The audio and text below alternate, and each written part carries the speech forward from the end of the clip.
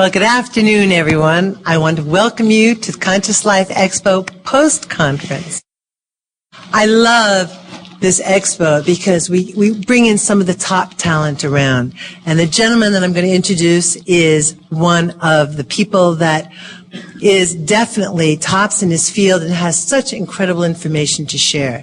So I would like you to join me in giving a rousing Conscious Life Expo welcome to David Wilcock.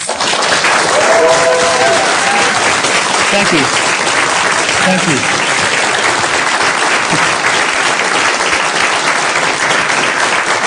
Thank you. Appreciate that. You know, 2012 is about a new birth, and now that I have my own umbilical cord, we have a great symbolic reference for that. So this is going to be a bridge where we're going to start with the 2012 Enigma material that I didn't get to finish yesterday because literally we had the line for that room wrapped around 2 halls in this hotel. It was enormous. How we got all those people into that room, for those of you who remember, I don't know how it worked, but it was a divine miracle in and of itself that we actually got the people in. So, this is about what the government is like for most people right now. We've gotten into this illusion that the government is our benevolent father figure and protector, and more recently now it's feeling as if, what's the surprise is not what we're expecting. So many people are awakening to cosmic consciousness and higher concepts of metaphysics and spirituality. And this is going to be a true masterclass in what's really going on. So 3 years ago, I was at this conference and I met Billy Blake, who should be here, but he's not here yet. He's going to be running around with a handheld camera. And we decided to do a film together. The film is called Convergence, as many of you, or probably all of you know. So that film deals with the idea that the underlying fabric of this universe is consciousness, which is what all the old mystics and all the old religious traditions have been saying for thousands of years. Now, what I offer is a much more elaborate and intricate spin on the notion of a consciousness field than you've probably ever seen anywhere else. Of course, it goes without saying that for those of you who haven't seen this, when they haven't seen it before, there's a gasp in the audience, but you all are well initiated. Edgar Cayce and myself, there's obviously a facial similarity there.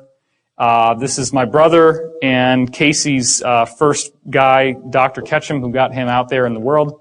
My father, after a Metallica concert, that's why he's sneering.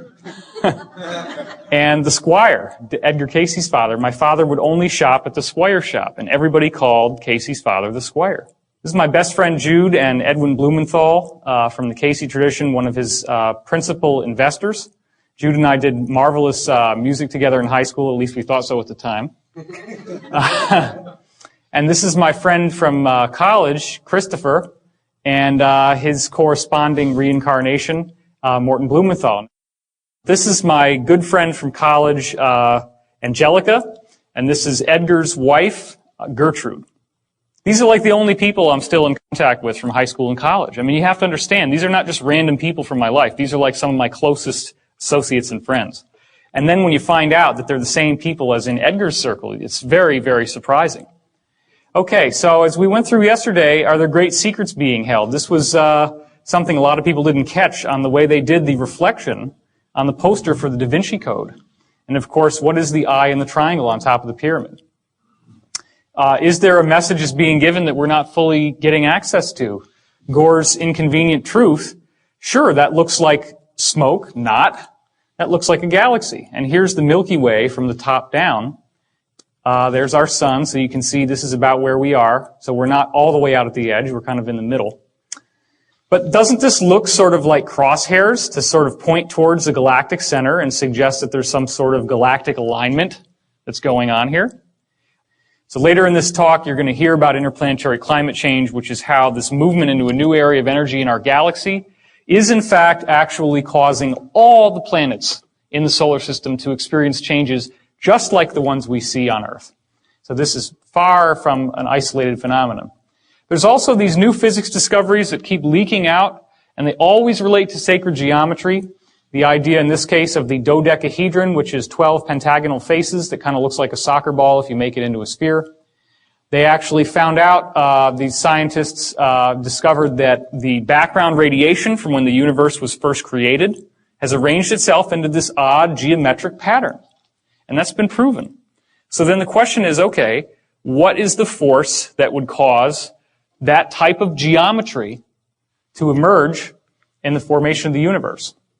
As we're going into the 2012 subject, of course, crop circles have been on everybody's mind. This was the formation that came down a couple years ago, which started out in an unfinished way. You notice that all of these blocks are completely solid, and this area is solid as well. Well, the circle makers, whoever they are, came back. And when they came back, this is what we got.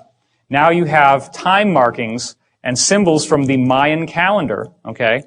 And the alignment of these winged discs in terms of what markers they're pointing to, which corresponds to the Mayan system and the Aztec system, gave you an exact time reference of the length of time between when this was created and 2012, the end of the Mayan calendar. So this is a self-referential 2012 diagram given to us by whoever is behind the circle phenomenon. This is one of many crop circles which seems to suggest that the secret to understanding 2012 and this mystery that we're dealing with right here in our talk today is in vibration. That looks an awful lot like a vibrating puddle of liquid. This is what happens when you take vibration to the next step. You get sacred geometry, and I'm going to show you more about that in a second. If you can imagine, this is a sphere and a cube and then another sphere. This is the Froxfield chromosome formation. Obviously, the circle makers are saying, 2012, pay attention to your DNA, right? Except here's the thing. The chromosome's all broken up. And that's what happens before there's about to be a cell metamorphosis. Now, this is even more interesting. Check this out. What does that look like to you? A double helix. Okay, and there's 12 stations. Then down here, you get an even weirder thing. You get a triple helix, but they still have that same formation, and then boom, what's this? And look at the timelines. This is less than a month apart in 1999, and this came out in 96. So it appears that there is a message being given about the basic nature of DNA changing somehow. This is another crop formation which shows you DNA very, very clearly, as you can see that it's twisting, and you can see the ladder and the helixes. So there's something very interesting going on here. Now, this is one of the most staggering formations that's ever come down. And as I said yesterday, the idea that two drunken Englishmen stomped it down with a funny hat and a string and board after coming back from the bar one night, it just doesn't fly. This is much too complex to be something that could have been done without an elaborate. And the thing is, there have been some cases where formations like this have been documented as showing up within a 1 hour period. Like somebody's out there at night, they see nothing, and then there's lights and the dogs start barking and everything goes nuts, and then all of a sudden, boom, there it is. So this is showing you the geometry of the tetrahedron, which here's a drawing of it. This is the frozen vibration that is one of the principal energy fields that moves through planets, as you can see in this diagram. It shows up at 19.5, which is Richard Hoagland's thing. He's speaking tonight at 7. So here's your animation of the actual great red spot, which is at the limb of the tetrahedron down here, and Jupiter. And this also extends through the great dark spot on Neptune. This extends through a shield. And this also extends through the great dark spot on Neptune. This extends through a shield volcano on Mars called Olympus Mons, all throughout the solar system.